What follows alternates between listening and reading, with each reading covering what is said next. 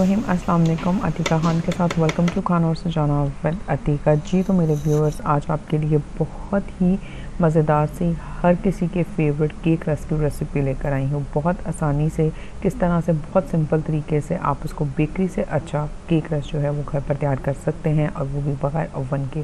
तो चलिए recipe start करते हैं। यहाँ पर मैंने 200 ग्राम के करीब बटर लिया है। अगर आपको लगता है कि बटर एक्सपेंसिव है की जगह ऑयल भी इस्तेमाल कर सकते हैं। टेस्ट और फ्लेवर में हल्का सा डिफरेंस आएगा, बाकी उस ऑयल से भी बहुत ही ज़बरदस्त आपके पास केक रस तैयार हो जाएंगे। जी तो पहले मैं बीटर की मदद से इसको हल्का सा मिक्स कर लूँगी। अगर आपके पास इलेक्ट्रिक बीटर नहीं तो आप इसको हैंड बीटर की मदद से भी कर सकते हैं, उससे भी बहुत आसानी से हो जाएगा, बस हल्का सा टाइम जो है थोड़ा ज़्यादा लगेगा। जी तो बटर को मैंने हल्का सा देके मिक्स कर लिया है। रूम टेम्परेचर के ऊपर बटर था। अब हमने इसके अंदर 2 कप के करीब पाउडर शुगर ऐड करनी है। चीनी लें, उसको पीस लें, और वो 2 कप के करीब हम इसके अंदर ऐड करेंगे। अब आप घर पर बना रहे हैं तो चीनी आप अपने हिसाब से भी एडजस्ट कर सकते हैं। अगर आपको लगता है कि बेकरी वाले केक रस की चीनी का टेस्ट जो है वो बहुत ज़्यादा मीठा होता है, तो आप यहाँ पर उसको 1.5 कप के करीब चीनी जो है वो इसके अंदर ऐड कर दें, और इन दोनों को भी अच्छा सा मिक्स कर लेंगे कि चीनी और मक्खन जो है वो अच्छा सा मिक्स हो जाए। 6 अदद अंडे अब हमने इसमें ऐड करने हैं, ठीक है। और अंडों को आप एक साथ ऐड मत कीजिएगा, एक एक करके हम अंडे को इसके अंदर ऐड करते जाएंगे और साथ साथ इलेक्ट्रिक बीटर की मदद से मिक्स करते जाएंगे। आप इकट्ठे अगर अंडे ऐड कर देंगे तो वो सिर्फ अंडे ही मिक्स होंगे, वो बटर और चीनी के अंदर प्रॉपर तरीके से इनकॉर्पोरेट नहीं होंगे। इसलिए एक अंडा ऐड करें, उसको अच्छा सा मिक्स करें, फिर दूसरा, और इसी तरह से करते हुए हम 6 अदद अंडे जो हैं वो इसके अंदर ऐड कर देंगे। चैनल पर नए हैं सब्सक्राइब ज़रूर कीजिएगा, बेल बटन भी दबा दीजिएगा, और मेरी वीडियोस देखने के लिए आपका बहुत शुक्रिया। जी तो ये देखिए 6 अदद अंडे जो हैं वो मैंने इसके अंदर डाल दिए हैं। जी तो अब ड्राई इंग्रेडिएंट्स की बारी आती है। 2 कप के करीब यहाँ पर हमने मैदा लेना है, और इसको हम दोबारा से एक दफ़ा से छान लेंगे।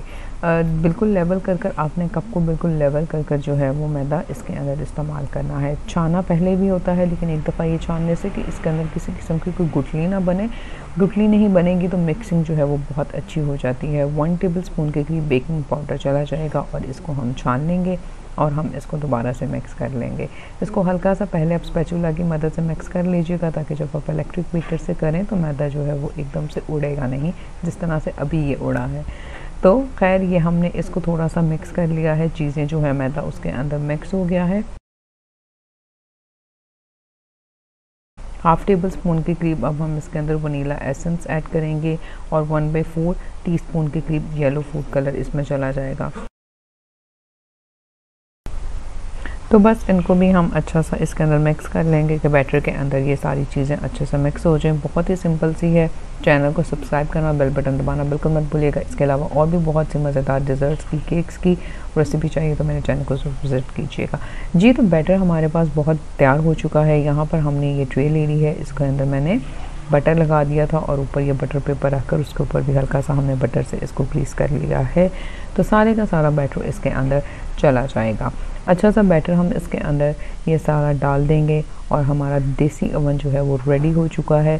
केक वगैरह बनाने से पहले देचकी को आप ज़रूर प्री हीट किया करें। 15 मिनट के लिए मैंने इसको मीडियम टू हाई फ्लेम के ऊपर प्री हीट किया हुआ था, और ये हम इसके अंदर रख देंगे। इसको कवर करें, 4 से 5 मिनट तक फ्लेम हाई रहेगी। उसके बाद मैं मीडियम फ्लेम कर दूंगी, और मीडियम फ्लेम के ऊपर हम इसको राउंड अबाउट 45 टू 50 मिनट्स तक हम जो है वो इसको कुक कर लेंगे। 40 मिनट्स के बाद आप एक दफ़ा चेक कर लिया करें, अगर लगे कि थोड़ी सी कसर है तो आप इसको 45-50 मिनट तक जो है वो कुक बेक होने दिया करें। देखें जी तो ये देखें 45 मिनट्स के बाद हमारे पास केक रेडी हो चुका है। स्टिक जिससे हमने चेक किया था वो बिल्कुल ड्राई आई है, और इसको हम निकाल लेंगे।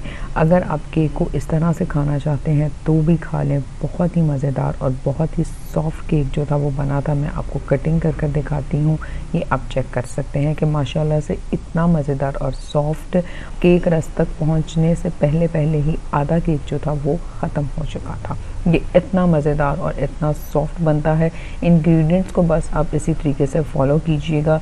एग्जैक्ट मेजरमेंट जब आप बेकिंग में यूज़ करेंगे तो आपके पास चीज़ जो है बहुत ही परफेक्ट बनेगी, और बस जो फ्लेम है उसका आपने ख्याल रखना है।